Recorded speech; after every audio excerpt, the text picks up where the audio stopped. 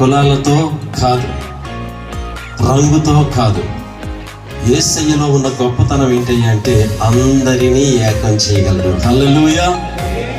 ఆయన జన్మించబట్టి ఈ రోజున కుల, మత, ప్రాంత విభేదాలు లేకుండా ప్రభుని అంగీకరించి అనేకులు ప్రపంచంలో కోట్లాది మంది ప్రభుని ఆరాధిస్తూ ఉన్నారు, ప్రభును నమ్ముకున్నారు, ప్రభుని రక్షకుడిగా అంగీకరించారు.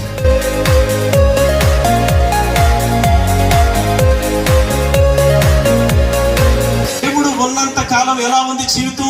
సంతోషం ఉంది, సమాధానం ఉంది, నెమ్మది ఉంది, ఆరోగ్యం ఉంది, అన్ని కావలసినవన్నీ కూడా మన జీవితాల్లో ఉంటాయి. దేవుడు లేని క్షణాన్న మన జీవితాల్లో ఏవి కూడా ఉండవు. ఎప్పుడైతే దేవుని మాట మీరుతామో అదే పాపము. ఆజ్ఞాతి క్రమమే పాపము.